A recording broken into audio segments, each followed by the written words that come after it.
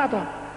بیچ سمندر میں جب پہنچا, بیچ ندی میں, تو اعلی حضرت لکھتے ہیں, سنیں لکھیں دیکھیں, یہی جو اصل ایمان ہے اس ایمان کو اعلی حضرت مجدد دین ملت احمد رضا خان صاحب نے لکھا ہے, خان صاحب نے, کہ وہ جو ہے شیطانی وسوسہ جو اللہ کی طرف سے ہوا اس کو اس نے لکھا ہے شیطانی وسوسہ.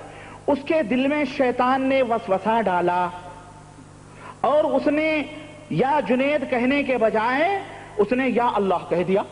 کوئی وہابی رہا ہوگا, میں سمجھتا ہوں کہ یہ یا جنید کیا لگاؤں بھائی, حضرت تو یا اللہ کہہ رہے ہیں اور مجھے یا جنید رٹوا رہے ہیں. اس کے دل میں یہ وسوسہ آیا اور اس نے کہا یا اللہ. گھٹ سے نیچے, دھڑک سے نیچے اللہ کا نام لیتے ہی شیطانی وسوسہ آیا اس کے دل میں. اس کو احمد رضا خان صاحب نے شیطانی وسوسے سے تعبیر کیا ہے. اور میں اپنے ان سنی بننے والے ٹناٹن لوگوں سے بھی, بریلویوں سے بھی پوچھنا چاہتا ہوں, میرے بھائی دل میں اللہ کا خیال آئے تو وہ شیطانی وسوسہ ہوتا ہے یا رحمانی وسوسہ ہوتا ہے, یہ بتاؤ. خیرت کا نام جنو رکھ دیا, جنو کا خیرت. جو چاہے آپ کا حسن کرشمہ ساز کرے, رات کو دن اور دن کو رات کہلواتے ہو تم. خیر ان کو چھوڑو بیچاروں.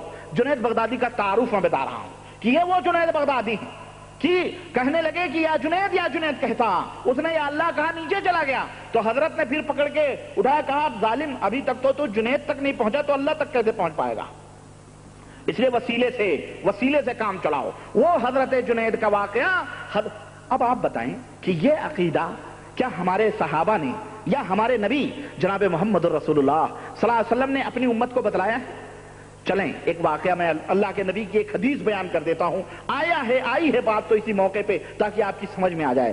اللہ کے نبی کے چند صحابہ یہودیوں سے پریشان ہو کر کے اللہ کے نبی صلی اللہ علیہ وسلم کے پاس آئے اور کہنے لگے استغیث بک یا رسول اللہ, اے اللہ کے نبی ہم آپ سے مدد چاہتے ہیں کہ آپ جو ہے فلاں یہودی منافق سے ہم تنگ ہیں, آپ ہماری مدد کریں. اللہ کے نبی نے کیا فرمایا اپنے ماننے والوں کو؟ اللہ کے نبی نے کہا انما لا یستغاث بی وانما یستغاث باللہ. ہم سے تم مدد نہ طلب کرو, مدد طلب کرنا ہے تو اللہ وحدہ لا شریک طلب کرو. وہ نبی جو اپنی زندگی میں اپنے ماننے والوں کو اللہ کی راہ دکھلاتا ہو, کیا یہ نبی کے ماننے والے لوگوں کا ایسا طور اور طریقہ ہو سکتا ہے کہ وہ اللہ تک پہنچنے کے لیے وہ جنید اپنے ناموں کی رٹی لگوائیں؟ ہاں, میں پوچھنا چاہتا ہوں میرے عزیز, کہاں چھ نسبت خاک رابہ عالم پاک, کہاں نبی اور ان کے ماننے والے, اور کہاں یہ گھاس بھوسے کے اوپر ایمان اور عقیدہ رکھنے والے, کوے کھوتے اور طوطے بلے کے اوپر ولی ماننے والے, کہاں دونوں کے اندر تطابق ہو سکتا ہے؟ وہی حضرت جنید بغدادی ہیں. زکریا صاحب اور جنید بغدادی دیکھیں, خواب میں شیطان کو ننگا دیکھا. حضرت جنید بغدادی نے خواب میں شیطان کو, صحابہ کرام کی پوری جماعت گزر گئی, انہوں نے شیطان کو حقیقی طور پہ نہیں دیکھا, لیکن یہ حضرت جنید صاحب جو صوفی ہیں انہوں نے خواب میں شیطان کو ننگا دیکھا. انہوں نے فرمایا شیطان سے, تجھے شرم نہیں آتی؟ یہ تو ایسی نصیحت شیطان کو کر رہے ہیں جو ان کا دوست ہی ہو جیسے. بھائی ابے شیطان کو یہ کہنے کی کیا ضرورت ہے تجھے شرم نہیں آتی؟ بھائی شیطان بھی شرم کرے گا. شیطان تو اللہ سے نہ شرم کیا, شیطان تو اللہ سے نہ ڈرا مردود, اور اللہ کے سامنے سجدہ نہ کیا, اللہ کی باتوں کا اس نے لحاظ نہ کیا. جنید بغدادی صاحب شیطان کو کہہ رہے ہیں تجھے شرم نہیں آتی؟ ان کا دوست تھا, وہ صدیق تھا, کون تھا, اسے نصیحت کر رہے ہیں شیطان کو, تجھے شرم نہیں آتی کہ آدمیوں کے سامنے ننگا ہو کر چل رہا ہے, آدمیوں کے سامنے ننگا ہو کر چل رہا ہے. وہ کہنے لگا یہ کوئی آدمی ہے, یہ کوئی آدمی ہے. یعنی وہ جنید کو بھی آدمی نہیں سمجھ رہا تھا, ہے کہ نہیں؟ یعنی جانور لوگ ہیں یہ, کوئی دیکھتے ہو گویا شیطان کی نظر میں جنید کیا ہیں, سوچ لو کیا ہیں, یہ کوئی آدمی ہے. آدمی وہ ہیں جو شونزیہ کی مسجد میں بیٹھے ہیں, جنہوں نے میرے بدن کو دبلا کر دیا اور میرے جگر کے کباب کر دیے. شونزیہ کی مسجد میں بیٹھے ہیں. اب حضرت جنید کو خواب میں یہ چیز نظر آئی. اب سوچ لیں بھائی شیطان رہنمائی کر رہا ہے ان کو, دیکھو, اور جس کا رہنما رہبر شیطان ہو اس کا انجام کیا ہوتا ہے وہ آپ سمجھ لیں. ظاہر ہے وہ کوئی سچی بات تو بول نہیں سکتا خبیث, وہ تو جھوٹی بات بتائے گا. لیکن ان جھوٹی باتوں پر بھی شیخ الحدیث زبدۃ الاماثل مجدد فخر عالم اور جناب نہ جانے کتنے کتنے القاب حضرت زکریا صاحب جو حضرت جی ہیں، ان کا ایمان اور عقیدہ دیکھو. یہ لکھتے ہیں زکریا صاحب کہ حضرت جنید صاحب شونزیہ کی مسجد میں گئے. ڈھونڈا پتہ نہیں کہاں یہ شونزیہ کوئی مسجد ہوگی کہیں. جنید صاحب نے کہا کہ میں نے دیکھا کہ چند حضرات گھٹنوں پر سر رکھے ہوئے مراقبے میں مشغول ہیں. مراقبہ سمجھتے ہیں کس کو کہتے ہیں؟ زکریا صاحب نے ایک جگہ لکھا ہے کہ مراقبہ کہتے ہیں آدھی نیند اور آدھی بیداری، آدھا سو آدھا جاگو، اس بیچ کا جو عالم ہوتا ہے مراقبہ ہوتا ہے. مراقبے میں مراقبہ اب میں کیا بتاؤں، دیکھو کیسے ہوتا ہے. اپنے گھٹنوں پر سر رکھے ہوئے، گھٹنوں کے بیچ میں اپنے سر کو رکھ کر کے بیٹھے ہیں، اس کا نام مراقبہ ہے. یہ اللہ کے نبی کی تعلیم نہیں ہے، یہ دیوبند کی تعلیم ہے، زکریا صاحب کی تعلیم ہے. تبلیغی جماعت والوں کے لیے یہ نسخہ کیمیا بتایا جا رہا ہے. حضرت جنید فرماتے ہیں میں شونزیہ کی مسجد میں گیا، میں نے دیکھا کہ چند حضرات گھٹنوں پر سر رکھے ہوئے مراقبے میں مشغول ہیں. جب انہوں نے، دیکھو مسلمانوں توجہ چاہوں گا، جب انہوں نے مجھے دیکھا، جنید بغدادی کہہ رہے ہیں جب انہوں نے جو مراقبے میں تھے انہوں نے مجھے دیکھا تو کہنے لگے خبیث کی باتوں سے کہیں دھوکے میں نہ پڑ جانا. اللہ اکبر. میں سوچنے لگا گرو رہ گئے، چیلا شکر ہو گئے. ابے انہوں نے خواب میں دیکھا اپنے گھر، خواب میں دیکھا، اور خواب ابھی کسی سے بتایا بھی نہیں، شونزیہ کی مسجد میں آ رہے ہیں اور یہ حضرات مراقبے میں مشغول ہیں. انہیں کیسے پتا چل گیا کہ آج رات جنید بغدادی نے خواب دیکھا، خواب میں شیطان لعین ننگا آیا اور ننگا آ کر کے ان کو گمراہ کیا، اور ہم جیسے لوگوں کی رہنمائی، انہیں کیسے دلوں کے بھیدوں کا علم ہو گیا؟ ہے کہ نہیں ہے؟ یہ اس میں بھی کوئی میں اپنی طرف سے لگا رہا ہوں. ان لوگوں کو جو مکھے تھے انہیں دلوں کا علم کیسے ہو گیا؟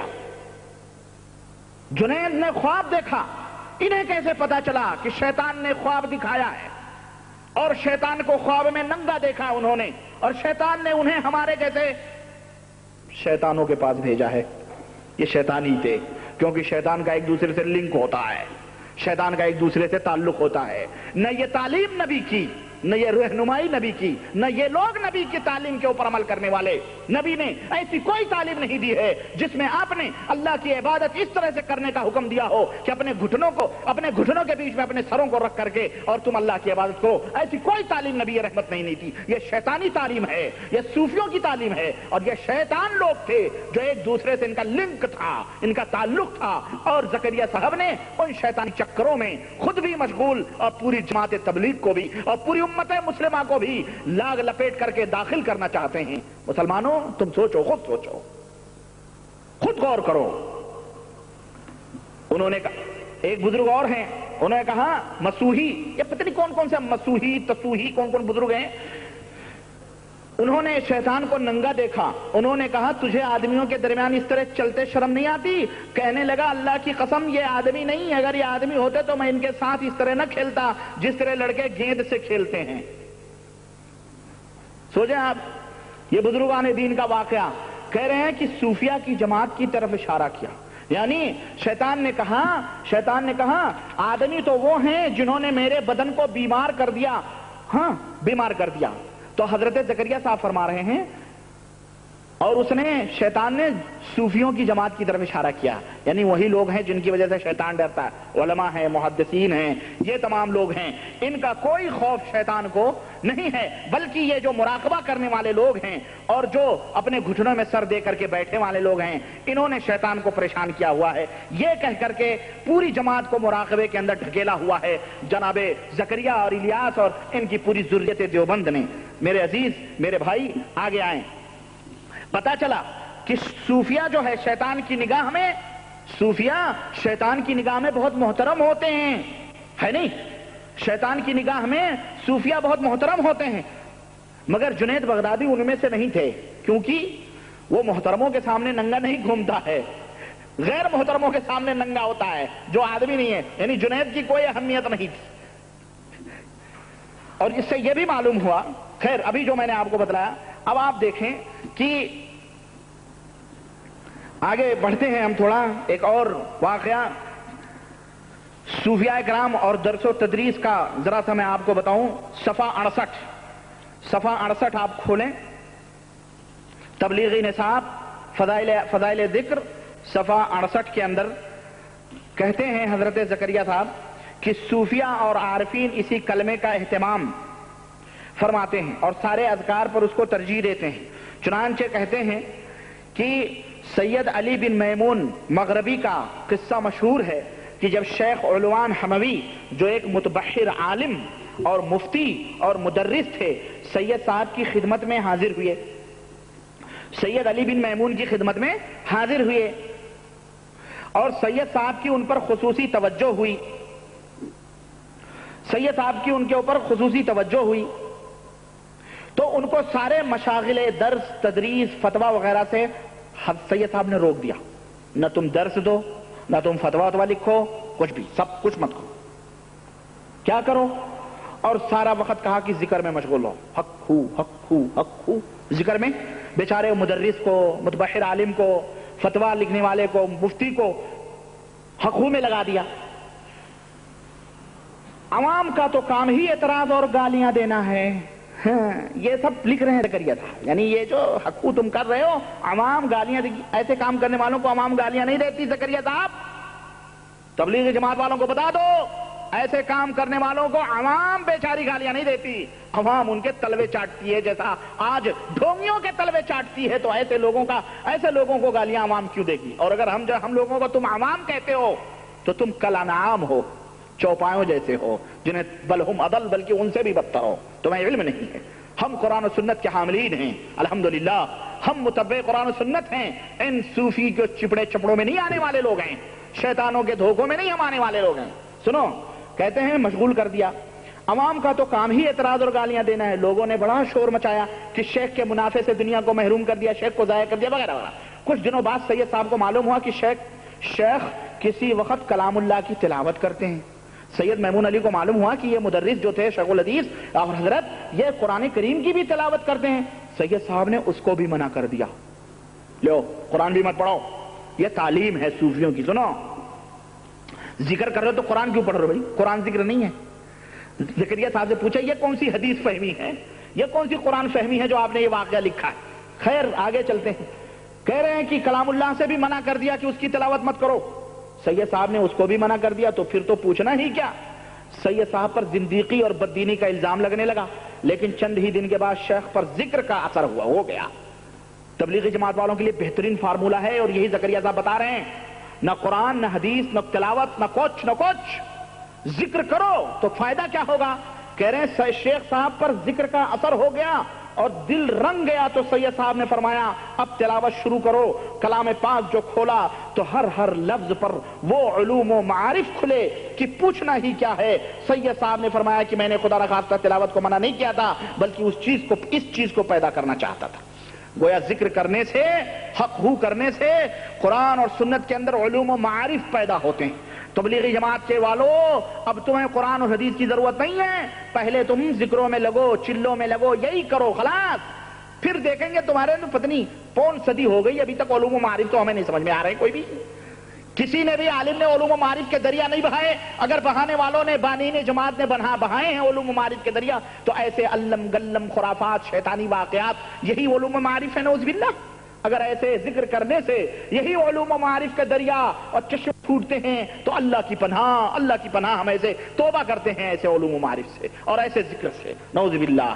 گویا کہنا یہ چاہتے ہیں حضرت زکریا صاحب کہ جناب علوم و معارف قرآن اور حدیث پڑھنے سے نہیں پیدا ہوتے، آپ کو علماء کے صحبتوں میں بیٹھنے سے نہیں معلوم ہوتے، ذکر کرنے سے علوم و معارف کا علم ہوتا ہے آپ کو۔ اللہ تعالیٰ نے قرآن میں فرمایا انما یخشی اللہ العلماء، ہمارے یعنی ہم سے علماء ڈرتے ہیں، لیکن یہ کہہ رہے ہیں ذکر اور اذکار کرنے والے ہی فوقیت والے ہیں۔ بہرحال اور آگے آئیں، یہ دیکھیں صفحہ 92 آپ کھولیں، تبلیغی نصاب صفحہ 92۔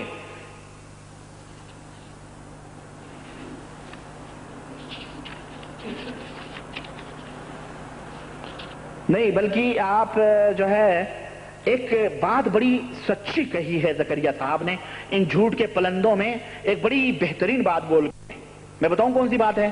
وہ بات زکریا صاحب جو ہے صفحہ 82 کے اندر لکھتے ہیں کہ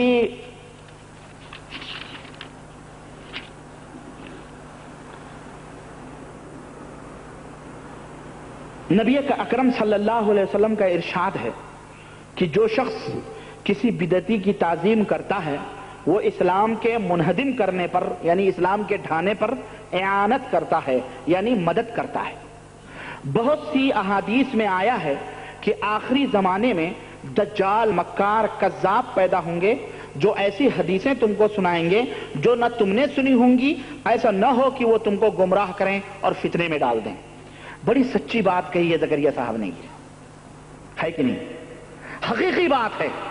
میں پوچھنا چاہتا ہوں تبلیغی جماعت کے بھائیوں سے، ابھی تک جو واقعات میں نے بتائے ہیں ذکر کے، اذکار کے اور مفہوم اور معنی اور طریقے مراقبے اور یہ تمام یہ بتائیں یہ نبی کریم صلی اللہ علیہ وسلم کی کون سی تعلیم ہے؟ یہ دین میں بدعت نہیں کرنا ہے، اور تم زکریا صاحبی کی باتوں کے اوپر عمل نہیں کرتے ہو۔ یہ کہہ رہے ہیں بدعتی کی تعظیم نہ کرو کیونکہ اسلام کو ڈھانا ہے، اور یہ پکے بدعتی ہیں۔ یہ ان کی کتابوں میں، ان کی کتابوں سے ظاہر ہوتا ہے کہ یہ پرلے درجے کے بدعتی تھے۔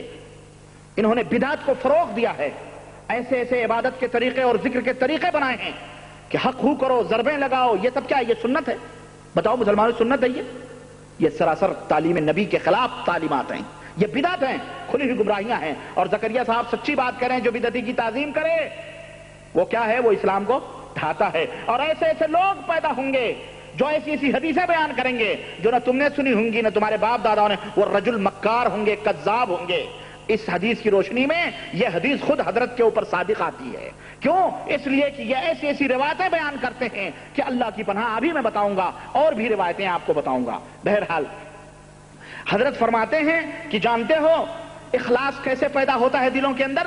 اخلاص ایسے نہیں پیدا ہوتا ہے۔ حضرت کہتے ہیں اسی اخلاص پیدا کرنے کے واسطے، دلوں کے اندر اخلاص پیدا کرنے کے واسطے مشائخ صوفیہ کی جوتیاں سیدھی کرنی پڑتی ہیں۔ اب کھلے حضرت پکے صوفی ہیں، یہ کہہ رہے ہیں کہ اخلاص پیدا کرنے کے اندر یعنی للہیت پیدا کرنے کے اندر کے لیے مشائخ کی یعنی پیروں کی، اور وہ بھی صوفیوں کے پیروں کی، علماء کی نہیں، محدثین کی نہیں، صوفیوں کی جوتیاں سیدھی کرنی پڑتی ہیں۔ جو کتابوں سے نہیں تعلیم گویا حاصل کرتے ہیں، وہ ڈائریکٹ اللہ سے تعلیم حاصل کرتے ہیں، وہ ڈائریکٹ اللہ سے شاگردی لیتے ہیں۔ جیسا کہ پچھلے درسوں میں واقعہ لیکچر میں گزرا کہ انہوں نے کہا نا کہ عبد الرزاق سے حدیثیں لوگ سن رہے ہیں، ہم ڈائریکٹ رزاق سے حدیثیں سن رہے ہیں۔ زکریا صاحب نے ذکر کیا نہیں، یہ ڈائریکٹ اللہ کے، یہ صوفی لوگ ہیں جو سیدھے شاگرد ہوتے ہیں اللہ تعالیٰ کے، یہ کہنا چاہتے ہیں۔ اور سنیں آپ، نعوذ باللہ، یہ ایسی تعلیمات ہیں کہ جو اسلام اور مسلمانوں کی ہر چیز، یہ صحیح مسلمانوں کی تعلیم نہیں ہو سکتی ہے۔ یہ ایک سانس میں 200 مرتبہ، ایک سانس میں 200 مرتبہ اللہ اللہ نہیں، سنو، تبلیغی نصاب اٹھائیے اور صفحہ 84 اسی کے بعد ہے، صفحہ 83 میں نے پڑھا، صفحہ 84 لکھتے ہیں، جامع الوصول میں لکھا، یہ کون سی کتاب ہے؟ انہی کی معلوم ہوگی بھائی، صوفیوں کی، کہ لفظ اللہ کا ذکر ورد کے طور پر کم از کم 5000 کی مقدار ہے۔ اللہ اللہ اللہ اللہ اللہ اللہ اللہ اللہ اللہ، کتنی دفعہ؟ 5000 کی مقدار ہے، اور زیادہ کے لیے کوئی حد نہیں ہے، زیادہ کے لیے کوئی حد نہیں ہے۔ اور صوفیوں کے لیے، صوفیاء کرام کے لیے کم از کم 25000 روزانہ۔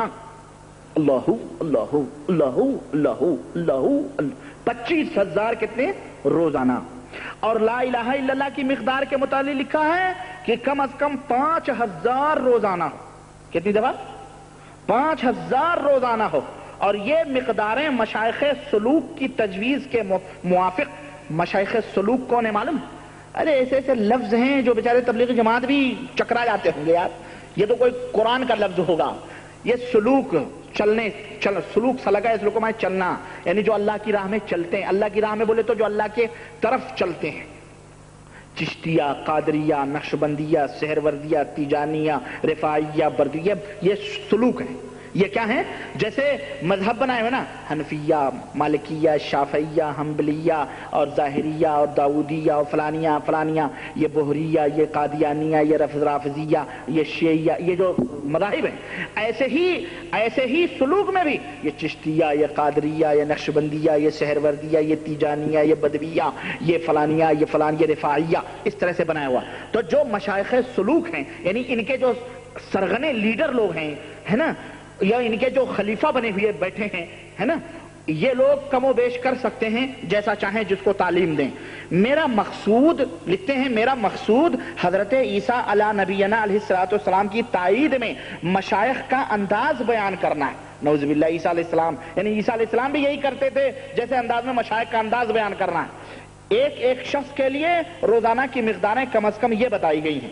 چنانچہ لکھتے ہیں کہ ہمارے حضرت شاہ ولی اللہ صاحب نے قول جمیل میں اپنے والد سے نقل کیا ہے کہ میں ابتدائے سلوک میں، یعنی ابھی ابتدا سلوک، یعنی ابھی اس راستے میں پہلا قدم رکھنے والا، اس کو ابتدائے سلوک کہتے ہیں، یعنی پہلے قدم چلنے والے میں ایک سانس میں لا الہ الا اللہ 200 مرتبہ کہا کرتا تھا۔ یہ جھوٹ نہ آسمان میں سمانے والا، نہ زمین میں، اور نہ دونوں کے بیچ میں۔ ایک سانس میں 200 مرتبہ لا الہ الا اللہ۔ یہ سانس نہ ہوئی، کوئی گیس کی وہ ہو گئی، لائن ہو گئی ہوا بھرنے والی ہیں، ایک سانس میں۔ اب جب ابتدا کا یہ عالم ہے کہ ایک سانس میں 200 مرتبہ لا الہ الا اللہ، انتہائی سلوک میں تو انتہا ہو گئی ہوگی ہے کہ نہیں؟ یہ گپ نہیں ہے تو کیا ہے؟ تبلیغی جماعت کے بھائیوں، ذرا یہ فارمولہ اپنا کے خود بھی تجربے کرو۔ ابتدائی سلوک کا یہ عالم ہے۔ نعوذ باللہ، نعوذ باللہ۔ اس کتاب کے اوپر ناز کرتے ہو کہ یہ وہ کتاب ہے جس کے اندر قرآن و سنت کی باتیں کہی گئی ہیں۔ میرے بھائی 11:30 سے گھڑی تجاوز کر گئی ہے اور میں بقیہ باتیں، میرے پاس بہت باتیں ہیں واللہ، فضائل ذکر ہی میں چل رہا ہوں، اور انشاءاللہ آئندہ لیکچر بھی فضائل ذکر، اور میں سوچ رہا ہوں کہ میں کیا کروں۔ پنبا کجا کجا نہم تن ہما داغ داغ شد، کہاں کہاں میں مرہم رکھوں، پورا جسم داغ داغ ہے۔ آپ لوگ جیسا مشورہ دیں۔ میں سمجھتا ہوں کہ اتنی تفصیلات کرنے کی ضرورت بھی نہیں ہے، موٹے موٹی باتیں، موٹے موٹے عقیدے آپ لوگوں کے سامنے بیان کر دیے جائیں، یہی بہتر ہے۔ کیا خیال ہے؟ اتنی تفصیلات اگر میں بیان کروں گا تو میرا خیال ہے اتنی موٹی کتاب ہو جائے گی۔ تبلیغی نصاب جتنا ان میں لکھا ہے نا، اتنا جھوٹ ہے۔ اگر اس میں جھوٹی باتیں، یہ میں جھوٹی باتیں نکالوں تو اس کی دگنی ہو جائے گی، اللہ کی قسم، اور اس کی شرح کروں اس کی دگنی ہو جائے گی، اللہ کی قسم بتا رہا ہوں۔ میرے بھائی یہ کھلواڑ ہے عقیدوں کے ساتھ۔ تو میں سوچ رہا ہوں کہ میرا خیال ہے، کیا خیال ہے آپ لوگوں کا، بتائیں؟ تفصیلات چاہیے یا آپ کو موٹی موٹی باتیں مختلف فضائل کی چاہیے؟ عقل مندارہ اشارہ کافی، عقل مندوں کے لیے اشارہ کافی ہے نہیں۔ ہم کوئی انسانوں کو سمجھانے والے لوگ ہیں، ہم کوئی گدھوں کو تو نہیں سمجھا رہے ہیں، ہے کہ نہیں؟ ان عقل مندوں کے لیے اشارہ کافی ہے۔ جس کے مقدر میں اللہ نے ہدایت لکھی ہے اس کے لیے اشارہ ہی کافی ہے۔ تو میں اشارہ ہی کرتا چلوں، ہے نا، اس فارمولے پہ عمل کرتے ہوئے ہم ایسا اختصار کریں جو موضوع کو ختم نہ کریں، اور ایسا تفصیل بھی نہ کریں جو موضوع کو آپ کے ہاتھ سے باہر کر دیں۔ اس لیے انشاءاللہ تبارک و تعالیٰ اگلی مجلس ذکر اور اس کے موٹے مسائل، اور اس کے بعد میں انشاءاللہ سوچتا ہوں کہ مختلف فضائل کو سمیٹنے کی کوشش کروں گا۔ اللہ وحدہ لا شریک سے دعا ہے کہ اللہ تعالیٰ ہمیں اور آپ کو نیک عمل کرنے کی توفیق عطا فرمائے اور کتاب و سنت پہ چلائے، آمین یا رب العالمین۔ وصلی اللہ علی نبینا محمد وعلی آلہ وصحبہ اجمعین، والسلام علیکم ورحمۃ اللہ وبرکاتہ۔ کیوں؟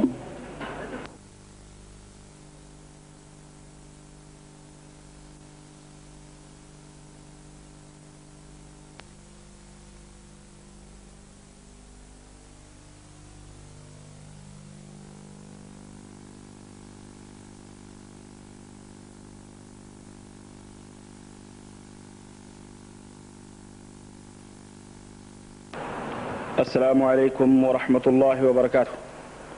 الحمد للہ نحمده ونستعینه ونستغفره ونؤمن به ونتوکل علیہ ونعوذ باللہ من شرور انفسنا ومن سیئات اعمالنا، من يهده الله فلا مضل له ومن يضلله فلا هادي له، ونشهد ان لا اله الا الله ونشهد ان محمدا عبده ورسوله، اما بعد فان خير الحديث كتاب الله وخير الهدي هدي محمد صلى الله عليه وسلم، وشر الأمور محدثاتها وكل محدثة بدعة وكل بدعة ضلالة وكل ضلالة في النار۔ قال الله تبارك وتعالى في كلامه المجيد: أعوذ بالله السميع العليم من الشيطان الرجيم. بسم الله الرحمن الرحيم. وما آتاكم الرسول فخذوه وما نهاكم عنه فانتهوا. وقال صلى الله عليه وسلم: تركت فيكم أمرين لن تضلوا ما تمسكتم بهما كتاب الله وسنتي. اللهم صل على محمد وعلى آل محمد كما صليت على إبراهيم وعلى آل إبراهيم إنك حميد مجيد. اللهم بارك على محمد وعلى آل محمد كما باركت على إبراهيم وعلى آل إبراهيم إنك حميد مجيد. تمام قسم کی حمد و ثنا، کبریائی اور بڑائی اس اللہ وحدہ لا شریک کے لیے لائق و زیبہ ہے جس نے ہمیں اور آپ کو پیدا فرمایا، اور بیش بہا درود و سلام اس ذات مبارکہ مقدسہ پر، مطہرہ پر، جو ساری کائنات کے لیے رشد و ہدایت بنا کر کے بھیجے گئے۔ عزیزان محترم، نوجوان دوستوں، بزرگوں اور بھائیوں، مسلسل ہمارا موضوع سخن تبلیغی نصاب کے تعلق سے چل رہا ہے، اور آج کی اس مجلس میں بھی میں کچھ عجیب و غریب عقیدے اور کچھ عجیب و غریب قصے اور کہانیاں جو تبلیغی نصاب کے اندر لکھے گئے ہیں، میں آپ حضرات کے سامنے مختصر طور پر پیش کرنے کی سعادت حاصل کر رہا ہوں، اور میں آپ حضرات سے یہ التماس کرتا ہوں اور یہ درخواست کرتا ہوں کہ میرے عزیز دوستوں اور بزرگوں اور بھائیوں، آپ ہمارے دیے ہوئے ان حوالوں کو براہ کرم جا کر، اگر یہ کتاب کہیں ملے تو اس کتاب میں خود جا کر کے اس کو دیکھو، اس کو پڑھو اور اس کو سمجھنے کی کوشش کرو۔ ہمارے لیے اسوہ اور قدوہ اور نمونہ صرف اور صرف اللہ وحدہ لا شریک کی بھیجی ہوئی کتاب، جسے ہم قرآن کے نام سے یاد کرتے ہیں، قرآن ہے، اور یا تو مدینے والے جناب محمد الرسول اللہ صلی اللہ علیہ وسلم کا فرمان ہے۔ انہی کے بیانات، انہی کے فرمودات ہمارے لیے اسوہ اور نمونہ ہیں، اور انہی کے اوپر ایمان لانا، عمل کرنا، جد و جہد کرنا ہمارے لیے ذریعہ نجات ہے۔ اس کے علاوہ وہ باتیں جو بزرگوں سے، صالحین سے، سلف سے ثابت ہیں، اگر وہ باتیں قرآن و سنت کے مطابق ہیں تو ہماری سر آنکھوں پر، اور اگر وہ باتیں قرآن و سنت کے خلاف ہیں تو ہمیں ہمارے اوپر اس کی اتباع کرنے کی ہرگز ذمہ داری عائد نہیں ہوتی ہے، اور نہ ہی ہمیں اس کی طرف توجہ کرنے کی ضرورت ہے۔ مسلسل یہ بیانات آپ کے سامنے ہو رہے ہیں، لیکن مجھے حیرت ہوتی ہے اور بڑا عجیب سا لگتا ہے کہ ہمارے کچھ اخوان، ہمارے کچھ بھائی، بجائے اس کے کہ ان باتوں کے اوپر دھیان دیں، سمجھیں اور مراجعہ کر کے اپنے ایمان اور عقیدے کی اصلاح کریں، ادھر ادھر غیبتوں میں، چغل خوریوں میں، اور ادھر ادھر لوگوں کو بھڑکاتے ہیں اور اکساتے ہیں کہ دیکھو ربانی فلاں عالم کو کافر کہہ رہا ہے، فلاں کے اوپر کفر کا فتویٰ لگا رہا ہے، فلاں کو مشرک بتا رہا ہے، فلاں کو کچھ کہہ رہا ہے۔ اتنے بڑے بڑے علماء، اتنے بڑے بڑے شیخ الحدیث، اتنے بڑے بڑے علامہ، اتنے بڑے بڑے قطب الارشاد اور قطب العالم اور غوث العظم تھے، ان کو وہ کافر کہہ رہا ہے، یہ کر رہا ہے، وہ کر رہا ہے۔ آپ حضرات جانتے ہیں اور سمجھتے ہیں کہ یہاں پر جو باتیں بیان ہوتی ہیں وہ مدلل حوالے کے ساتھ ہوتی ہیں۔ یہ شکایت مجھ تک بھی پہنچی اور مجھے بھی بتلایا بھی گیا، تو میں نے صرف اتنا کہا کہ ہمارے وہ بھائی جو اس طرح کے شکوک اور شبہات یہاں پر خود تو سمجھ نہیں سکتے، تو ڈائریکٹلی سعودیوں سے اور ادھر ادھر جا کر کے کہتے ہیں کہ معراج کافر کہتا ہے سب کو۔ میں نے کہا کہ میری کیسٹیں موجود ہیں، میرے ویڈیوز ٹیپ ہوتے ہیں، اور یہ بھی ایک وجہ ہے جس کے لیے میں کیسٹیں اور ویڈیوز بھی بنتی ہیں اور آفس کی طرف سے بنوائی جاتی ہیں، تاکہ کل کو اگر کوئی شخص ہمیں اچھالنا چاہے اور ہمارے اوپر تہمت لگانا چاہے تو یہ کیسٹیں سب سے بڑی شاہد ہیں اور گواہ ہیں کہ وہ دیکھ کر کے خود سمجھ جائیں کہ جناب علی ہم نے کس کو کافر کہا ہے۔ ہم کسی کو کافر نہیں کہتے، ہم کسی کو مشرک نہیں کہتے، ہم نے فیصلہ آپ کی عدالت میں رکھا ہے، ہم نے فیصلہ آپ کے اوپر چھوڑا ہے، آپ اور قرآن و سنت کی عدالت میں ہم نے اس فیصلے کو پیش کیا ہے۔ ہم کوئی بھی بات قرآن و سنت کے خلاف کہیں یا ہم عقیدہ توحید کے خلاف کہیں، ہمارا گریبان حاضر ہے، ہمارا گریبان پکڑ کر کے آپ ہمارا محاسبہ کر سکتے ہیں، لیکن بلا سوچے سمجھے کسی بھائی کے اوپر اتہام لگانا، الزام لگانا، یہ سب سے بڑا معاشرتی جرم بھی ہے اور شرعی جرم بھی ہے، اور اللہ وحدہ لا شریک کے ہاں، اللہ تبارک و تعالیٰ کے ہاں انہیں منہ بھی دکھانا ہے اور انہیں جواب بھی دینا پڑے گا، کیونکہ یہ اپنے بھائی کے گوشت کے کھانے کے مردہ بھائی کے گوشت کے کھانے کے مترادف۔ ایحب احدکم ان یاکل لحم اخیہ میتا فکرہتموہ، اللہ نے فرمایا یہ غیبت، یہ چغلیاں، یہ جو ہے مردار بھائی کے گوشت کھانے کے برابر ہے۔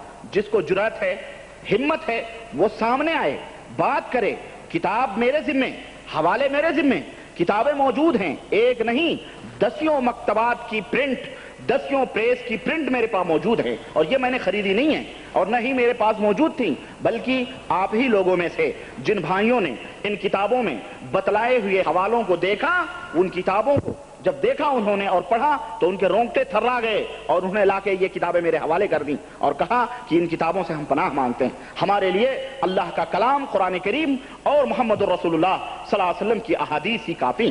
ہمیں یہی تبلیغی نصاب جو پیغمبر اسلام جناب محمد الرسول اللہ صلی اللہ علیہ وسلم نے آج سے 1400 برس پہلے امت کے سامنے پیش کیا تھا، جس کی جو معصوم ہیں، جو پیغمبر اسلام صلی اللہ علیہ وسلم اپنی طرف سے کوئی بات نہیں کہتے، انہوں نے تبلیغی نصاب قرآن و سنت پیش کیا اور فرمایا کہ ترکت فیکم امرین، میں دو چیزیں چھوڑ کے جا رہا ہوں، میں دو چیزیں چھوڑ کے جا رہا ہوں، جب تک تم ان دونوں چیزوں کو لازم پکڑے رہو گے، مضبوطی کے ساتھ تھامے رہو گے، لن تضلوا، ہرگز گمراہ نہیں ہو سکتے ہو، اور وہ دونوں چیزیں قرآن کریم ہیں اور میری سنتیں ہیں۔ ہم لوگوں سے یہی درخواست کرتے ہیں، ہماری دعوت یہی ہے، ہمارا مشن یہی ہے، ہماری تحریک یہی ہے، اور ہم لوگوں سے یہی عرض کرتے ہیں کہ میرے بھائی، میرے دوست، جو کوئی بھی بات بولے، وہ ولایت کے آسمان کے اوپر فائز ہو یا وہ جو ہے ہواؤں میں سفر کرتا ہو، سمندر کی سطح پر مسلح بچھا کے چلنے والا ہو، اس کی بات کو قرآن و سنت کے ترازو میں، قرآن و سنت کے میزان میں رکھو، تولو۔ اگر اس کی بات اللہ اور اس کے رسول محمد الرسول اللہ صلی اللہ علیہ وسلم کی بات سے ملتی جلتی ہے، اسے اپنی پیشانیوں کا جھومر بنا لو، اس کے اوپر عمل کرو، لیکن اگر اس کی بات قرآن و سنت کے خلاف ہے، عقیدہ توحید کے خلاف ہے، اس کی بات جوتے کی نوک پہ رکھو۔ یہ بات لوگوں کو کھلتی ہے۔ میں وضاحت کے ساتھ یہ کام کیوں کر رہا ہوں، اس کا بھی ایک مقصد ہے، ان اريد الا الاصلاح، میرا مقصد صرف اصلاح ہے۔ میں چاہتا ہوں کہ یہ امت جو قرآن و سنت کا جو ہے اسلام کا نام لے کر کے جسے گمراہ کیا جاتا ہے، جسے ٹولیوں میں، فرقوں میں، جماعتوں میں، گروہوں میں، پارٹیوں میں تقسیم کیا جاتا ہے، جس کے گھر بھی نہیں مسجدیں تک تقسیم کر دی گئیں، دلوں کے اندر دیواریں کھڑی کر دی گئیں، خلیج قائم کر دی گئی کہ وہ فلاں کی مسجد ہے اس میں نماز پڑھنا حرام، وہ فلاں لوگ ہیں ان کی مسجد میں حرام کرنا حرام، وہ فلاں لوگ ہیں ان کے پاس جانا حرام، وہ فلاں کی کتابیں، ایسے یہ باتیں کن لوگوں نے پیدا کی؟ ہم یہ چاہتے ہیں کہ یہ امت پھر اسی قرآن و سنت کی طرف پلٹے، اسی تبلیغی نصاب کی طرف جو محمد الرسول اللہ صلی اللہ علیہ وسلم نے اپنی امت کے سامنے پیش کیا تھا، اس تبلیغی نصاب کی طرف، اس تبلیغی نصاب کی طرف نہیں جس کے اندر جھوٹی باتیں، علم غلم باتیں، بدعقیدگیاں، فتنہ، فساد، بدعات، شرک، جو فضائل اعمال نہیں بلکہ فضائل جھوٹ ہیں، جس کے اندر اکثر و بیشتر 95% باتیں فضائل جھوٹ پہ مبنی ہیں، یہ فضائل اعمال نہیں ہیں، یہ وہ اعمال نہیں ہیں جو محمد رسول اللہ صلی اللہ علیہ وسلم نے ہمیں بتلائے، یہ وہ عقیدے نہیں ہیں جو اللہ تعالیٰ نے اپنے قرآن میں ہمیں بتلایا ہے، بلکہ یہ گھریلو عقیدے ہیں، یہ اپنے گھر کے بنائے ہوئے عقیدے ہیں۔ جب یہ باتیں میں لوگوں کے سامنے عرض کرتا ہوں اور کھول کھول کے ان کتابوں کو بیان کرتا ہوں، تو بجائے اس کے کہ لوگ سدھرنے کی کوشش کریں، بجائے اس کے کہ لوگ صحیح راستے پر آئیں، ان کے دلوں میں نہ جانے کیا تعصب بیٹھا ہوا ہے، نہ جانے کیا جاہلیت بیٹھی، اور یہ جاہلیت ہی ہے کہ وہ حق بات کے قبول کرنے کے بجائے، حق باتیں ان کے قبول کرنے کے بجائے تعصب کرتے ہیں، وہ ہٹ دھرمیوں سے کام لیتے ہیں، یہ نہیں کہ کھلی آنکھوں سے خود پڑھیں۔ ایک بات میں یہاں آپ کو اور بتاتا چلوں، شرک کی جو کیفیت ہر زمانے میں رہی ہے، سمجھ رہے ہیں، وہ بدلتی رہی ہے۔ شرک کی جو کیفیت ہے وہ بدلتی رہی ہے۔ حضرت نوح علیہ السلام کے زمانے کا شرک کسی اور طرح کا تھا، حضرت عیسیٰ علیہ السلام کے زمانے کا شرک کسی اور طرح تھا، موسیٰ علیہ السلام کے زمانے کا شرک کسی اور طرح تھا، حضرت نوح علیہ السلام کے زمانے کا شرک، غرض انبیاء علیہ السلام کے حضرت ابراہیم علیہ السلام کے زمانے کا شرک کسی اور کیفیت کا تھا۔ آج بھی ہمارے ملکوں کے اندر آپ دیکھ لیں کہ کوئی گائے کی پوجا کر رہا ہے، کوئی ستاروں کی پوجا کر رہا ہے، کوئی سمندر کی پوجا کر رہا ہے، کوئی سورج کی پوجا کر رہا ہے، کوئی درخت کے سامنے پڑا ہوا ہے، کوئی پتھر کو اٹھا کے چومتا اور اس کے غرض شرک کی جو کیفیت ہے وہ مختلف دور میں، نبیوں کے بھی دور میں مختلف رہی ہے، لیکن مشرکین کی جو ذہنیت ہے، دیکھیں توجہ چاہوں گا میں آپ کی کہ شرک کی جو کیفیت مختلف زمانوں میں مختلف رہی ہے، لیکن مشرکین کی جو ذہنیت رہی ہے ہر زمانے میں ایک ہی رہی ہے، ایک ہی ذہنیت رہی ہے۔ اور میں بتاؤں گا کون سی ذہنیت ہے، وہ قرآن کریم نے اللہ وحدہ لا شریک نے بڑے صراحت کے ساتھ ایک جگہ پہ نہیں کئی جگہوں پہ اللہ تعالیٰ نے بیان فرمایا ہے۔ چنانچہ اللہ تعالیٰ نے اپنے نبی سے کہا کہ جب تم انہیں اللہ کی طرف بلاتے ہو تو کہتے ہیں کیا قد وجدنا علیہ آبانا، ہم نے اپنے باپ داداؤں کو یہی کرتے پایا ہے۔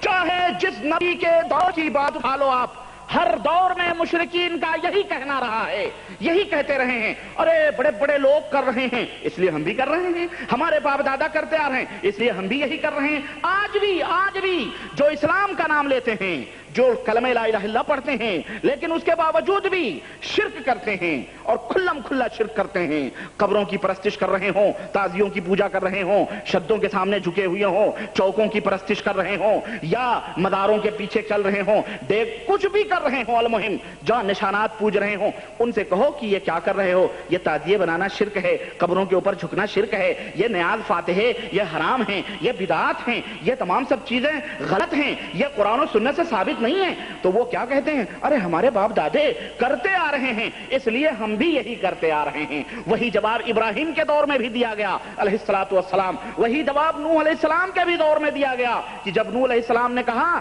ان پانچوں پیروں کو جو تم پوج رہے ہو، اد سوا یغوث یعوق نصر جو تھے، ان کی جو پرستش کر رہے ہو یہ کچھ نہیں ہے، تو انہوں نے کہا ہم نے باپ داؤں کو یہی کرتے پایا ہے۔ ابراہیم علیہ السلام نے کہا ان بتوں کے سامنے تم کیوں لگے بیٹھے ہو، تو کہہ رہے ہیں ہم نے اپنے باپ داداؤں کو ایسے ہی ان کی مجاوری کرتے ہوئے پایا ہے اس لیے ہم بھی لگے بیٹھے ہیں۔ غرض ہر دور میں مشرک کی ذہنیت ایک رہی ہے، کیا؟ وہی باپ داداؤں کی روش، وہی باپ داداؤں کی روش، اور ایک اور ذہنیت مشرک کی رہی ہے۔ ہر دور میں مشرکین کا یہ بھی جواب تھا، وہ یہ نہیں سمجھتے تھے کہ جن کی وہ پوجا کر رہے ہیں وہ بذات خود کسی چیز کے مالک ہیں یا وہ انہیں کچھ دے سکتے ہیں، کر سکتے ہیں، نہ، بلکہ اس دور میں بھی جب ان سے کہا گیا ان کی پوجا کیوں کرتے ہو، ان کی عبادت کیوں کرتے ہو، تو وہ کہنے لگے کہ وَمَا نَعْبُدُهُمْ إِلَّا لِيُقَرِّبُونَ إِلَى اللَّهِ زُلْفَىٰ۔ نبی کریم صلی اللہ علیہ وسلم کے زمانے میں بھی جب مشرکین سے سوال ہوا تو انہوں نے کیا کہا، مَا نَعْبُدُهُمْ إِلَّا لِيُقَرِّبُونَ إِلَى اللَّهِ زُلْفَىٰ، اے محمد صلی اللہ علیہ وسلم ہم ان کی پوجا، ہم ان کی عبادت اور چڑھاوے نظر و نیاز اس لیے کرتے ہیں تاکہ یہ ہمیں اللہ سے قریب کر دیں، ہمیں اللہ سے کیا کر دیں، قریب کر دیں۔ اور کیا کہتے تھے، ہؤلاء شفعاؤنا عند اللہ، یہ ہمارے بہت بڑے وسیلے ہیں، سفارشی ہیں، واسطے ہیں، جن کے وسیلے اور واسطے سے ہم اللہ سے دعا کرتے ہیں اور پھر یہ ہمیں اللہ تک پہنچاتے ہیں۔ بین ہی وہی شرک ہے اس دور میں بھی اس دور میں بھی وہی وسیلے، وہی واسطے، وہی تقرب اللہ کے ذریعے تلاش کیے جا رہے ہیں، جبکہ اللہ وحدہ لا شریک نے قرآن کریم نے کیا فرمایا؟ وَإِذَا سَأَلَكَ عِبَادِي عَنِّي فَإِنِّي قَرِيبٌ أُجِيبُ دَعْوَةَ الدَّاعِ إِذَا دَعَانِ۔ اے میرے حبیب، میرے بارے میں میرے بندے جب تم سے پوچھیں کہ میں کہاں ہوں تو ان سے کہو انی قریب، میں نہایت ہی قریب ہوں، میں ان سے قریب ہوں، ہر پکارنے والے کی پکار کو سنتا ہوں، جواب دیتا ہوں جب وہ مجھے پکارتا ہے۔ اللہ وحدہ لا شریک تو یہ فرما رہا ہے، اور یہ نادان یہ سمجھ رہے ہیں کہ اللہ ان سے بہت دور بیٹھا ہوا ہے، نعوذ باللہ۔ یہ عقیدے تو غرض کہنے کا مطلب یہ ہے کہ یہ بھی عقیدہ یہی ذہنیت المشرکین کی بھی تھی جو کفار مکہ تھے، یا نوح کے زمانے میں تھے، یا ابراہیم کے زمانے میں تھے۔ غرض وہ یہ نہیں کہتے تھے کہ یہ اس چیز کے مالک ہیں، بلکہ وہ کہتے تھے اللہ تعالیٰ نے انہیں دے دیا ہے، اس کے دینے سے یہ دنیا کو دے رہے ہیں، اس کے دینے سے یہ تمام سب دنیا۔ جبکہ اللہ تعالیٰ نے قرآن کریم میں واضح طور پر فرما دیا کہ جن لوگوں کی تم پوجا کرتے ہو لا یملکون من قطمیر، یہ ایک قطمیر کے بھی مالک نہیں ہیں۔ اور قطمیر پتہ ہے کس کو کہتے ہیں؟ عرب کی سرزمین میں رہتے ہو کہ قطمیر کہتے ہیں کھجور توڑیے اور اس کی گٹھلی نکالیے، اس گٹھلی کے اوپر ایک چھلکا ہوتا ہے، جھلی ہوتی ہے سفید سی، اسی کو قطمیر کہتے ہیں۔ پاک پروردگار نے فرمایا یہ اس جھلی کے بھی مالک نہیں ہیں، جن کو تم اپنے وسیلے کے طور پہ پکارتے ہو، ہمارے قرب کا ذریعہ سمجھتے ہو، یہ اس کے بھی مالک نہیں ہیں، یہ کچھ نہیں کر سکتے ہیں، یہ کچھ نہیں کر سکتے ہیں، جو کچھ بھی لینا ہے مجھ سے لو۔ سمجھ رہے ہیں؟ تو غرض کہنے کا مطلب یہ ہے کہ وہی عقیدے ہیں، وہی چیز ہے، مشرکین وہی ہیں۔ تب رہا تھوڑے سانچے بدل گئے ہیں۔ پہلے زمانے کے مشرکین نبی کریم صلی اللہ علیہ وسلم سے دشمنی کر کے مشرک بنتے تھے، دشمنی کرتے تھے۔ آج کل کے زمانے کے لوگ جو ہیں وہ نبی کریم صلی اللہ علیہ وسلم سے محبت کا دم بھی بھرتے ہیں، تھوڑا سا بدلا ہوا معاملہ ہے، محبت کا دم بھی بھرتے ہیں اور شرک بھی کرتے ہیں، قرآن کا نام بھی لیتے ہیں، شرک بھی کرتے ہیں، حدیث کا نام بھی لیتے ہیں، شرک بھی کرتے ہیں۔ گویا پہلے زمانے کا جو شرک تھا وہ ذرا بڑا ہی اتنا خطرناک نہیں تھا، بالکل واضح تھا، لیکن اس دور کا شرک سب سے بڑا خطرناک شرک ہے۔ کیوں؟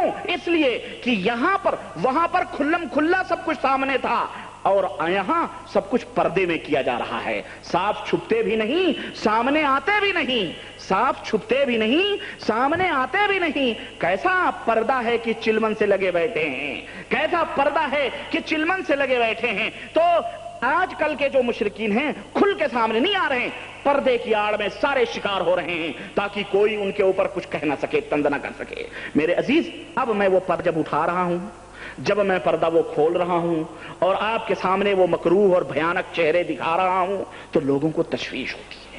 ارے رے ابھی تک یہ گند چھپی ہوئی تھی، سب چاروں طرف خوشبو مہک رہی تھی، یہ کہاں سے ربانی نے یہ پردے اٹھانا شروع کر دیے کہ اس کے پیچھے مکروہ چہرے آ رہے ہیں؟ ایک تو یہ سبب ہے، دوسرے یہ ہے کہ اس لیے میں اٹھا رہا ہوں تاکہ یہ قرآن و حدیث کی تو باتیں ہیں نہیں، بلکہ یہ خانہ ساز چیزیں ہیں، امت کے سامنے کھول کے بیان کر دی جائیں۔ اس میں ہمیں کسی کی دشمنی نہیں، نہ کوئی میرا رشتہ دار اور نہ ہی کوئی میرا بھائی، نہ کوئی میرا باپ، نہ کوئی کچھ، نہ کوئی کچھ، بڑا وہی ہے۔ ان اکرمکم عند اللہ اتقاکم، اللہ نے جو فرمایا ہے سب سے اللہ سے ڈرنے والا جو سب سے زیادہ ہے وہی میرا بھائی ہے، وہی میرا باپ ہے، وہی میرا دوست ہے، وہی میرا سب کچھ ہے کہ نہیں ہے؟ یہی ہے رشتہ اسلام کا اور یہی ہے رشتہ ایمان کا۔ تب رہا جو مشرکین ہیں، اللہ تعالیٰ نے فرمایا کہ کسی مومن کے لیے یا کسی نبی کے لیے یہ درست ہی نہیں ہے کہ وہ کسی مشرک کے لیے دعا کے لیے ہاتھ بھی اٹھائے، بھلے وہ ان کا قریبی رشتے دار ہی کیوں نہ ہو۔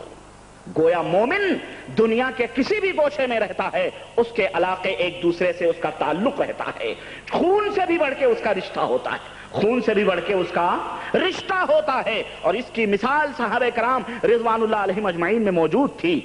غزوہ بدر کے موقع پر جب کفار مکہ میں سے کچھ لوگ پکڑے گئے اور مدینہ منورہ میں لائے گئے، اور ایک انصاری صحابی ایک مجرم کو پکڑ کے کھمبے میں جب باندھ رہے تھے، وہیں قریب سے ان کے بھائی کا گزر ہوا، اسی مشرک کے بھائی کا جنہوں نے نبی کریم پہ کلمہ پڑھا تھا، نبی کے جھنڈے کے نیچے جنہوں نے جہاد کیا تھا اور فتح و کامرانی سے ہمکنار ہو کے مدینے میں آئے تھے، ان کو گرفتار کر کے ان کو باندھ رہا تھا وہ انصاری مسلمان۔ تو جب یہ گزرے تو انہوں نے کہا یہ جو ہے نا اس کو ذرا مضبوط باندھنا، اس کے بندھن ذرا مضبوط باندھنا. کیوں؟ اس لیے کہ اس کی ماں بڑی مالدار ہے, یہ بہت مال دے کر کے اس کو چھڑائے گی. تو اس نے کہا میرے بھائی تو بھی تو اسی ماں کا بیٹا ہے, ہم دونوں تو بھائی ہیں, اسی ماں کے پیٹ سے نکلے ہوئے ہیں. تو اس صحابی نے تاریخی جملہ کہا تھا تو میرا بھائی نہیں, میرا بھائی یہ انصاری صحابی ہے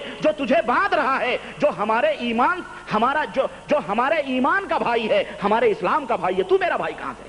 تو بھائی اس وقت بھائی ہوتا ہے جب وہ مومن موحد متبع کتاب و سنت ہو. لیکن کوئی اگر مشرک ہے, شرک کرتا ہے, خرافات کرتا ہے تو کہنے کے لیے تو کہا جا سکتا ہے, لیکن وہ ان اکرمکم عند اللہ اتقاکم کے زمرے میں نہیں آ سکتا ہے. تو میرے عزیز, عرض کرنے کا مطلب یہ ہے کہ آپ سے یہ درخواست ہے کہ اللہ کے لیے آپ آنکھیں کھولو, آپ تعصب نہ کرو.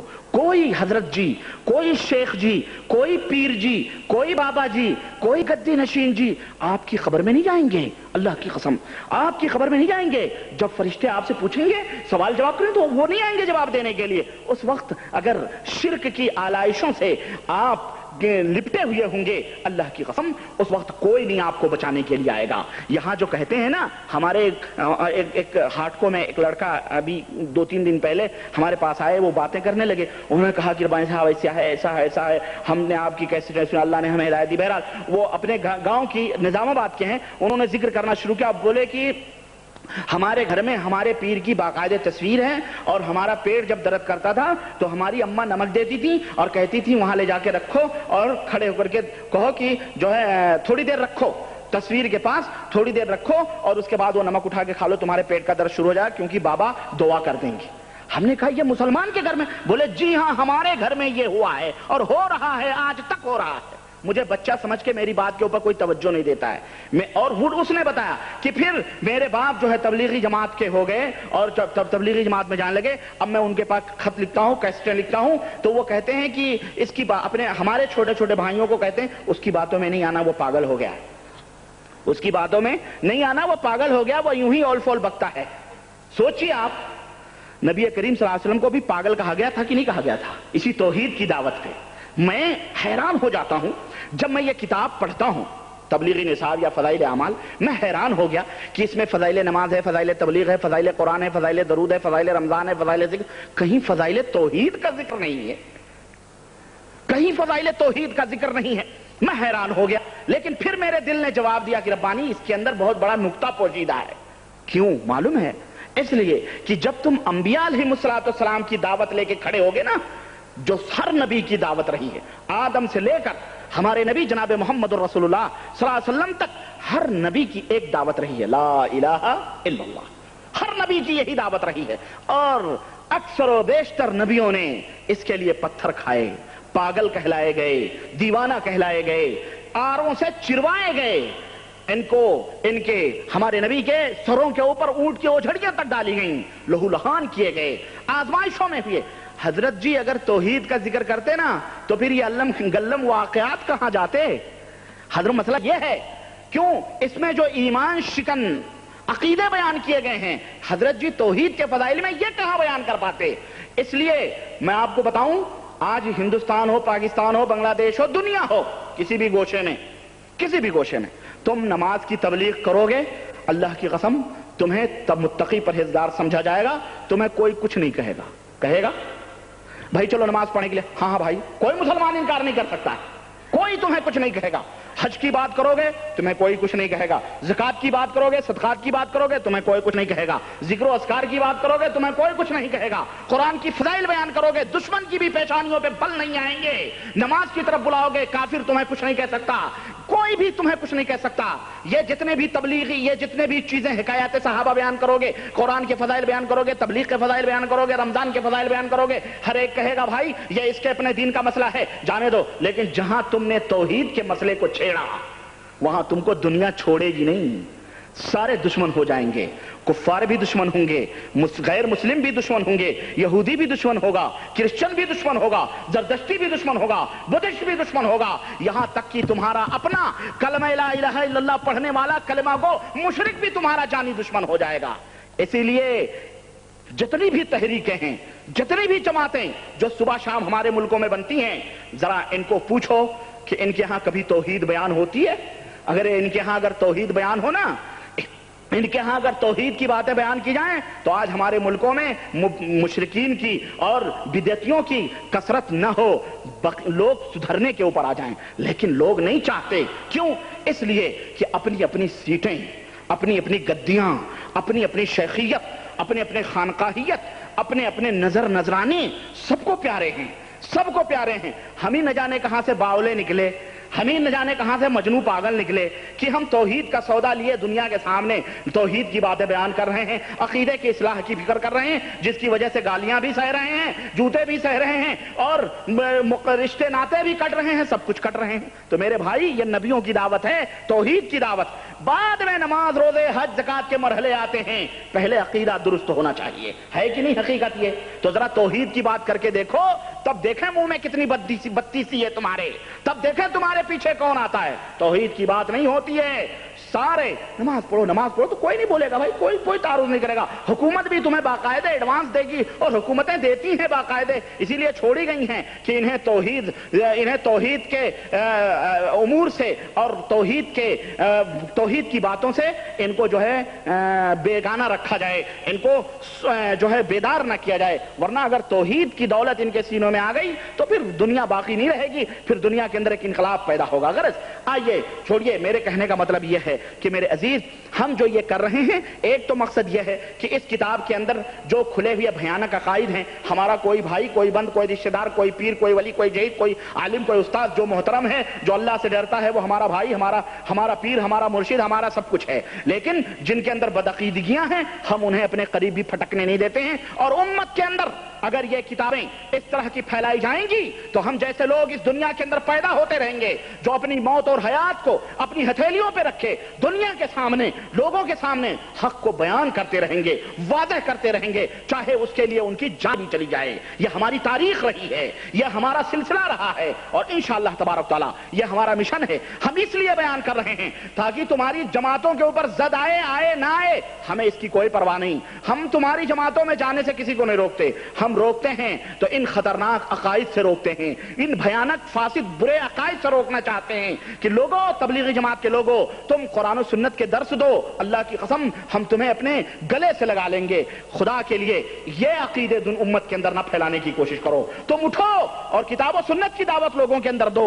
اللہ کے نبی نے جو دعوت پیش کی، عقیدے توحید کی دعوت، جو سب سے مہم ہے، جس کے اندر دنیا اس وقت، ہمارا ہندوستان ڈوبا جا رہا ہے، مسلمانوں کا اس کے اندر ڈوبا ہوا ہے، اس کی دعوت دو، اس کی دعوت دو، تو ہم تمہارے ساتھ ہیں۔ لیکن تم یہ تمام سب عقائد اور خرافاتی کتابیں امت کے اندر صحیفے قرآن سمجھ، صحیفے آسمانی سمجھا کر کے دے رہے ہو، اور حضرت جی نے جو فرمایا سب کچھ صحیح ہے، یہ ہم نہیں ماننے کے لیے تیار ہیں، کیونکہ یہ باطل عقیدے ہیں، یہ فاسد عقیدے ہیں۔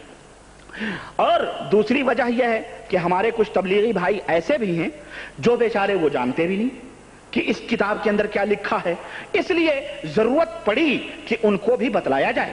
کیوں؟ وہ بیچارے سمجھنا چاہتے ہیں، وہ بیچارے جاننا چاہتے ہیں، اس لیے ضرورت پڑی کہ انہیں بھی سمجھایا جائے کہ میرے بھائی دیکھو یہ کتاب ہے۔ کیوں؟ اس لیے کہ ایک موٹی کتاب ہے، سب کو پڑھنے کا موقع نہیں ملتا، یا جو درس دیتے ہیں وہ بھی ذرا شیانے ہو گئے ہوں گے، ڈوبے ہوئے ہوں گے اس ماحول کے، تو وہ چھانٹ کر کے لوگوں کو، نئے لوگوں کو چھانٹ کر کے بتلاتے ہوں گے، اور جب وہ بھی ڈوب جاتا ہوگا تب ان قصوں میں لگا دے رہے ہوں گے لوگ۔ اسی لیے آپ دیکھیں گے جہاں کہیں بھی چلت فرت کی ٹلوں والی یہ جماعت جاتی ہے، کہیں قرآن و حدیث کی بات نہیں ہوتی، نہ اس کا تذکرہ ہوتا ہے، بلکہ سیدھے سادے یہ ہوتی، فلانے بزرگ نے فرمایا، فلانے حضرت نے فرمایا، فلانے حضرت جی نے کہا، فلانا خواب یہ ہے، فلانے حضرت کو یہ ملا، فلانے بزرگ کو یہ ملا۔ یہی بزرگوں کی کہانیاں 5 منٹ کے لیے کہتے ہیں، اور اتنا لمبا 5 منٹ کو کھینچتے ہیں کہ اللہ کی پناہ علم والے لوگ بھی پریشان ہو کر کے اٹھ کے چلے آتے ہیں۔ غرض کہنے کا مطلب یہ ہے، یہ تمام سب کر کے پھر نام لکھائی ہوتی ہے۔ آپ کو پتا ہے بھائی، بولو 1 دن کے لیے، 2 دن کے لیے، 3 دن کے لیے، 4 دن کے لیے چلے بنواؤ، یہ کرو وہ کرو،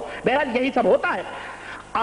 آئیے اس مختصر سی تمہید کے بعد میں ذرا آج جو پچھلا درس میں ہمارا فضائل ذکر کا چھوٹا تھا، اور میں نے کہا تھا باتیں تو بہت ہیں، باتیں تو اتنی ہیں کہ اگر میں چھوٹی چھوٹی باتیں لے کر کے آپ کے سامنے بیان کروں تو اللہ کی قسم کئی دن لگ جائیں، مہینے بھی لگ سکتے ہیں۔ میں نے سوچا تھا، میں نے اسی لیے آپ سے کہا تھا کہ انشاءاللہ تبارک تعالیٰ چیدہ چیدہ موٹے موٹے جو ہیں تو باریک بھی کہتے ہیں نا کہ شولوں سے اتنا ڈر نہیں ہوتا ہے جتنا خطرہ چنگاریوں سے ہوتا ہے. وہ چنگاریاں جو ہے نا آج جو ہم چھوڑ دیں گے وہ کل شولے بن سکتی ہیں، لیکن میں چھوڑ دے رہا ہوں. کیوں؟ ہمارے پاس اتنا وقت نہیں. موٹے موٹے آگ جو شولے ہیں میں ان سے آگاہ کر دوں تاکہ آپ حضرات بھی ذرا صحیح اس پر آ جائیں. آئیے میں آپ کو بتاؤں، یہ تبلیغی نصاب فضائل نام کے نام، یہ فضائل اعمال کے نام سے میرے پاس ہے، اور فضائل ذکر کھولیے اور اس فضائل ذکر کے صفحہ 84 پر، فضائل ذکر کے صفحہ 84 پر ایک ایمان شکن واقعہ میں آپ کے سامنے پڑھتا ہوں. اس واقعے کے بتلانے سے پہلے میں ذرا اہل سنت والجماعت اور سلف صالحین صحابہ کا اور موحد مسلمانوں کا عقیدہ میں آپ کے سامنے بتلاتا چلوں جو قرآن و سنت سے ثابت ہے. قرآن کے اندر یہ عقیدہ واضح طور پر بیان کیا گیا ہے کہ اللہ کے سوا کوئی بھی غیب نہیں جانتا ہے. اللہ کے سوا کوئی بھی غیب نہیں جانتا ہے. چھپے ہوئے رازوں کا، دل کے وسوسوں کا، بھیدوں کا، وَنَعْلَمُ مَا تُوَسْوِسُ بِهِ، ہاں وہ تمام وسوسے جو دلوں کے اندر جو خیالات پیدا ہوتے ہیں، دلوں کے اندر جو وسوسے پیدا ہوتے ہیں، ان سب کا جاننے والا کون ہے؟ اللہ وحدہ لا شریک. یہ ہر مسلمان کا عقیدہ ہے، ہر تبلیغی بھائی کا بھی یہی عقیدہ ہے، لیکن اس بیچارے کو پتہ نہیں ہے. اس لیے میں بتلا رہا ہوں کہ میرے تبلیغی بھائیوں، تم دیکھو کہ حضرت جی جو شیخ الحدیث کے نام سے یاد کیے جاتے ہیں، اور اگر مجھے حیرت ہوتی ہے کہ شیخ الحدیث ہیں لیکن کیا یہ قرآن و سنت کے اوپر ان کی نظریں نہیں ہیں؟ بہت بڑا لقب اور بہت بڑے علامہ اور بہت بڑے مقام پہ فائز ہیں حضرت زکریا صاحب. کیا ان کے پاس عقل نہیں ہے قرآن و سنت کی؟ تعجب ہوتا ہے مجھے. کیا ان کو نہیں محسوس ہوا کہ یہ عقیدہ قرآن و سنت کے سراسر خلاف ہے؟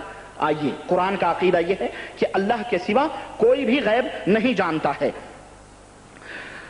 چنانچہ اللہ تعالیٰ نے اسی وجہ سے اپنے نبی کی زبان پہ یہ ارشاد فرمایا کہ قُلْ لَا أَمْلِكُ لِنَفْسِي نَفْعًا وَلَا ضَرًّا إِلَّا مَا شَاءَ اللَّهُ وَلَوْ كُنْتُ أَعْلَمُ الْغَيْبَ لَاسْتَكْثَرْتُ مِنَ الْخَيْرِ وَمَا مَسَّنِيَ السُّوءُ. سورہ اعراف آیت نمبر 188. اللہ تعالیٰ نے فرمایا اے میرے نبی آپ لوگوں سے کہہ دیجئے کہ میں لا املک لنفسی، میں اپنے نفس کا یعنی اپنی ذات کے نفع اور نقصان کا مالک نہیں. عرب میں رہتے ہیں لا املک کا مطلب ہوتا ہے میں مالک نہیں ہوں، میرے ملکیت میں نہیں ہے، میں مالک نہیں ہوں اپنی نفس کا، اپنی ذات کا، نفعا ولا ضرا، نہ ہی نفع کا اور نہ ہی نقصان کا، الا ما شاء اللہ، مگر جو اللہ تبارک تعالیٰ چاہے. ولو كنت اعلم الغیب، اور اگر میں غیب کی باتوں کو جانتا، اگر میں غیب کی باتوں کو، چھپی ہوئی باتوں کو جانتا ہوتا، لستکثرت من الخیر، تو بہت زیادہ بھلائیاں کماتا. پتا ہوتا اللہ یہ چاہ رہا، اللہ یہ چاہ رہا، اللہ یہ چاہ رہا، اللہ یہ چاہ رہا، اللہ یہ چاہ رہا ہے. اب اس کے اندر بہت ساری باتیں آ گئیں، بہت ساری بھلائیاں دنیا کی بھی آخرت کی بھی میں کماتا. غزوہ احد کے اندر پتھر نہ لگتے دانتوں میں، شہید نہ ہوتے، طائف کے میدان میں بے ہوش نہ ہوتے پیغمبر اسلام، خون پتھروں سے انہیں نا جو ہے کیا کہتے ہیں زخمی کیا جاتا، اپنے صحابہ کو سرحدوں پہ نہ کٹاتے، اپنے صحابہ کو کافروں کے ہاتھوں میں نہ کٹاتے. سب کچھ کا اگر خبر ہوتا تو میں بہت زیادہ بھلائیاں کماتا. وما مسنی السوء، وما مسنی السوء، اور مجھے کوئی تکلیف بھی نہ ہوتی. حالانکہ اس راستے میں کتنی تکلیفوں سے گزرا ہوں، کتنی تکلیفوں سے گزرا ہوں. تاریخ اٹھا کے دیکھیں پیغمبر اسلام کون کون تکلیفوں سے نہ گزرے. کافروں نے کون کون سے وہ ظلم تھے جو نبی رحمت صلی اللہ علیہ وسلم کے اوپر روا نہ رکھے. بیٹیاں بیاہی تھیں، ان بیٹیوں کو بھی ان کافروں نے کہا طلاق دو. عتبہ وغیرہ نے کہا تھا نا نبی کریم صلی اللہ علیہ وسلم کی صاحبزادیوں کہا بھی ہے توحید کی دعوت دے رہا ہے، طلاق دو، ہمیں نہیں چاہیے اس کی بیٹیاں.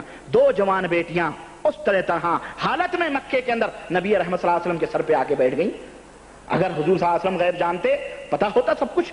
غرض میں اس میدان میں نہیں جاننا چاہتا. بہرحال ایک اشارہ دیا ہوں آپ کو، ایک اشارے سے آپ پوری سیرت اٹھا کر کے آپ دیکھ لیجئے، رکھیے، دیکھیے نبی کریم صلی اللہ علیہ وسلم نے کتنے مشقتیں برداشت کی ہیں اس دعوت کے میدان میں، اور کتنی تکالیف اللہ کے رسول صلی اللہ علیہ وسلم کو پہنچی ہیں. غرض اللہ کے نبی نے فرمایا کہ اللہ تعالیٰ نے فرمایا کہ کہہ دو کہ اگر میں غیب جانتا تو بہت زیادہ بھلائیاں کماتا اور مجھے کوئی بھی تکلیف نہ پہنچتی. پتا چلا کہ نبی کریم صلی اللہ علیہ وسلم بھی غیب نہیں جانتے، اور جب نبی نہیں جانتے تو نبی کے بعد جتنے بھی لوگ قیامت تک آئیں گے کیا وہ غیب داں ہو سکتے ہیں؟ کیا وہ غیب جاننے والے ہو سکتے ہیں؟ ہرگز نہیں۔ جب پیغمبر اسلام جناب محمد رسول اللہ صلی اللہ علیہ وسلم نے فرمایا کہ میں غیب نہیں جانتا، تو کیا کوئی جن غیب جان سکتا ہے؟ کوئی ولی غیب جان سکتا ہے؟ کوئی بزرگ غیب جان سکتا ہے؟ کوئی فقیر، کوئی مرشد، کوئی پیر، کوئی سجادہ نشین، کوئی ولی، کوئی بھی ہو، کوئی بھی ہو، جب نبی رحمت صلی اللہ علیہ وسلم غیب نہیں جانتے تو ان کے علاوہ کیا کوئی غیب جان سکتا ہے؟ ہرگز نہیں، ہرگز نہیں جان سکتا ہے۔ اب آئیے ذرا سا، اور اسی طرح سے ایک آیت کریمہ سے اور میں اپنی بات کو مدلل کر لوں تاکہ میں آگے بڑھوں۔ اللہ تبارک و تعالیٰ نے فرمایا قل لا اقول لكم عندي خزائن الله ولا اعلم الغیب، اے نبی آپ لوگوں سے کہہ دو کہ میں یہ نہیں کہتا کہ میرے پاس زمین و آسمان، زمین کے خزانے ہیں، میرے پاس زمین کی کنجیاں ہیں، میں جس کو چاہوں جو دوں، ہرگز نہیں، میں یہ نہیں کہتا۔ ولا اعلم الغیب، اور یہ بھی کہہ دو کہ میں غیب بھی نہیں جانتا ہوں، میں غیب بھی نہیں جانتا ہوں۔ پیغمبر اسلام کی یہ صراحت اللہ تعالیٰ نے اپنے نبی کی زبان سے کروائی، جس سے یہ بات مبرہن ہو جاتی ہے، واضح اور بین ہو جاتی ہے کہ پیغمبر اسلام صلی اللہ علیہ وسلم غیب نہیں جانتے، اور جب آپ غیب نہیں جانتے تو دنیا کا کوئی بھی شخص غیب کے اوپر مطلع نہیں ہو سکتا ہے۔ اب آئیے ذرا اس ایمان شکن عقیدے کو جو تبلیغی نصاب فضائل اعمال کے اندر بیان کیا گیا ہے اور شیخ الحدیث حضرت زکریا صاحب نے بیان کیا ہے، معذرت کے ساتھ سنیے اور اپنے ایمان اور عقیدے کی خیر منائیے اور شکر ادا کیجئے اللہ وحدہ لا شریک کا کہ اللہ تعالیٰ نے آپ کو صحیح العقیدہ بنایا ہے، اور اگر نہیں بنایا ہے